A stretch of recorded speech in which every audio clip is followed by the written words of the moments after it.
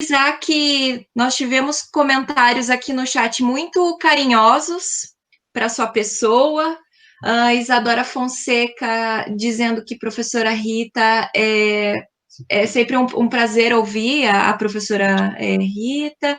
Adriele Cordeiro, né, desejando bom dia e também dizendo que é sempre um deleite ouvi-la, e foi realmente. E a Priscila Prado, nossa colega aqui do grupo, dizendo que sempre há mais algum poema ou poemas de Sofia que não conhecíamos, ou sobre o qual não nos debruçáramos. Que bom! Então, com essa, primeiramente com esses comentários afetuosos, eu vou abrir a palavra para o professor Klaus, que gostaria de fazer um comentário, e logo depois a gente também passa a palavra a outras pessoas ali que já fizeram alguns apontamentos pelo chat. Professor Klaus. Professora Rita, muito legal, muito obrigado pela apresentação. Mesmo sabendo um outro poema, já tinha lido um outro poema, esse contexto que a senhora aqui apresentou, de uma interpretação ecocrítica, é muito convincente. E certamente a própria autora não teria falado ecocrítica, mas a coisa já está lá, né? Essa preocupação com a natureza, com o ambiente que ela mostra, está nítida, né? E às vezes precisa só ser resgatada, né? Tematizada, e daí a palavra ecocrítica ajuda bastante.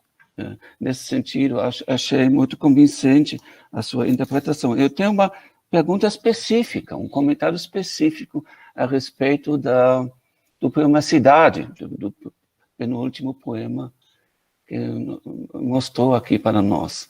Eu já li esse poema uma vez, acho que a Mariana me mostrou esse poema, ela tinha um projeto também sobre essa poeta.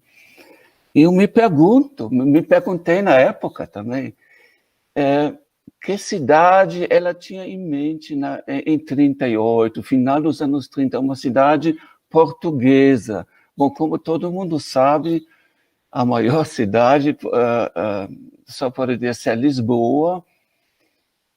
Às vezes ela pensou em Porto, ou pensou numa cidade em geral, uma cidade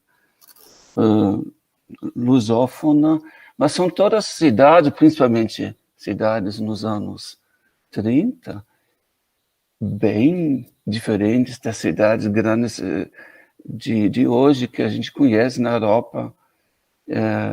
Portugal dos anos 30 é um país muito à margem ainda. São cidades bem pacatas e pacíficas, comparando com a realidade que conhecemos hoje, por exemplo, aqui de Curitiba, ou da sua cidade também. Muito mais pacíficas do que qualquer coisa que a gente conhece. Então, eu tenho a impressão que ela não se refere tanto a uma realidade material, de uma paisagem urbana real, mas ela fala de uma certa tradição super antiga, latina, do bucólico em contraste, da pastoral em contraste à urbs romana, que é principalmente os poetas do auge, pensando em Virgílio, por exemplo, que certamente ela conhecia, né, essa tradição, desenvolveram essa ideia de a cidade é corrupta, ou como ela diz aqui, o vai-vem na rua, a vida corrupta, e do outro lado, o oposto é a vida pacífica no campo. Me parece que elas, muito mais do que se referir a uma realidade contemporânea dela, ela se encontra nessa tradição aí. Gostaria que a senhora comentasse um pouquinho essa ideia. Sim, a cidade ideal ou imaginada para Sofia realmente é a cidade grega, não é? Da Grécia clássica, não é? Ela possui um livro de ensaio chamado Nu na Antiguidade Clássica, onde ela vai mostrar, e realmente essa cidade, ela é constituída assim, por uma organização, por uma arquitetura, ela elogia muito a arquitetura de uma cidade, não é? A sua funcionalidade, então, e ela alia a organização da cidade ao modo justo de viver, daí a Grécia clássica, não é? Agora, esta cidade suja do poema, ela possui uma referência muito forte à ditadura de Salazar, não é? Veja que ela é hostil, não é? É a vida que é suja, muito mais do que a parte física da cidade, não é? Ela está destacando essa hostilidade, não é? Essa sujeira que representava, então, ou que representa em todos os tempos a ditadura, não é? Aí, nesse sentido, a cidade está ampliada para todas as cidades onde há essa injustiça, não é?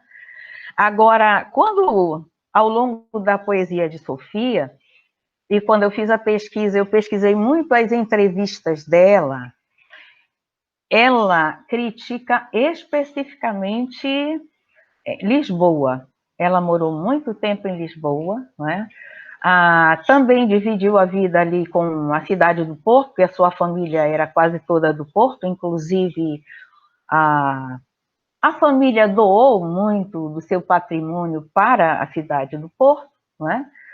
E ela acha que Lisboa foi construída lá no tempo, então, do Marquês de Pombal, pronto, não é? Foi planejada, foi muito bem articulada.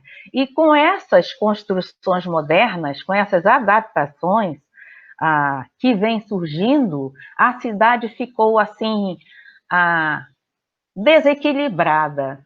Ela diz, ora, tiraram ali de um espaço, de um quarteirão, casas que estavam mesmo em ruínas, não dava mais para recuperar. Porque não põe uma fonte, não é? Essa fonte iria, por meio dessa água, renovar o ar e tal. Então, em vários artigos, ela comenta, ela critica demais a cidade de Lisboa, não é?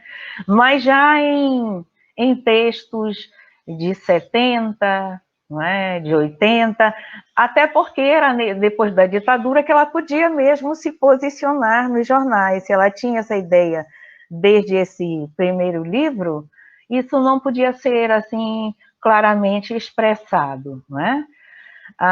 Então, é essa cidade mesmo, não é? Também da injustiça social, não só dessa desorganização. Mas eu aproveito para destacar, por exemplo, no livro Geografia, ela elogiando Brasília, não é? É um poema belíssimo. Então, Brasília recém-criada, não é? E ela dizendo que aquilo é o projeto, olha só, está cheio de possibilidades, mas nós sabemos que se perdeu, mas sempre há tempo para se recriar, se reinventar, não é? É isso, não é? Não sei se eu respondi a toda a questão. Oi, professora. Então, retorno aqui com uma pergunta do Murilo Castex, ou Castex, eu não sei como pronuncia. Ele diz, bom dia, professora Rita. Podemos pensar a ideia de regresso tão marcante na obra de Sofia também como um apelo de retorno à unidade com a natureza? Pois é, há muito essa ideia de retorno à natureza, mas o que eu percebo é que não é um retorno idealizado, no sentido de nós abandonarmos as conquistas tecnológicas que nós temos, não é? Em favor de a vida plena, não é? Voltada plenamente para a natureza, não é? No próprio Portugal, logo que Portugal entrou para a comunidade europeia, ela tem um artigo que ela critica o incentivo à plantação de eucaliptos, né, que serviriam para a produção de papel e tal, e ela dizia que aquilo era um absurdo porque a planta não era nativa de Portugal, aquilo poderia destruir outras plantas nativas, ela poderia gerar, então, doenças, e bem depois da Sofia morrer, nós vimos os incêndios que essas plantações causaram, não é? Os incêndios que têm marcado Portugal geralmente têm a ver com essas plantações. E dizem os portugueses que o eucalipto é, então, uma planta muito seca, muito facilmente propícia a incendiar, não é? Tá, então, nesse sentido, eu li só até o nome das coisas quando eu fiz a minha dissertação. Depois é que eu li o Búzio de Cós e Musa por causa de uma iniciação científica. O que eu observo na poesia de Sofia, a respeito dessa ideia de retorno, de regresso, é a de que nós temos de nos reinventarmos, ou ela usa um outro termo, sabe? Ela diz que nós temos de buscar a sintonia perfeita com o mundo belo ordenado. Ela usa muito esses dois termos, sintonia perfeita e mundo belo ordenado, no sentido de que temos que não é, valorizar também a natureza, não ficarmos apenas concentrados no consumo, não é, excessivo. Ontem eu estava lendo um trecho a respeito dessa ideia, dessa necessidade de mudança na Sofia, não é? Na ideia de Sofia, em que ela está numa entrevista e a pessoa pergunta a ela como foi sua experiência como membro da Assembleia Constituinte, não é? em 1975. Aí ela diz assim, depois daquela experiência, eu percebi que a minha missão é escrever poesia. E ela conta uma experiência de que voltava da Assembleia a pé, estava em Lisboa, não é? Volta para sua casa a pé. E ela disse que ia parando, olhando a vida, ela era muito contemplativa, não é? E ela disse que sentou perto de uma praça, crianças vinham da escola, a reconheceram e correram para ela e perguntaram sobre a menina do mar, sobre a fada Oriana, e faziam reflexões atualizando a questão, não é? E ela disse, olha, naquele momento eu descobri que a minha missão é fazer poesia, escrever contos, não é participar partidariamente da vida do meu país, né? Então, é nesse sentido que eu vejo que ela não quer um regresso à natureza total, ela quer muito mais que nós nos recentremos, nos reinventemos, saibamos usar essa tecnologia sem destruir a natureza e nem a nós, não é?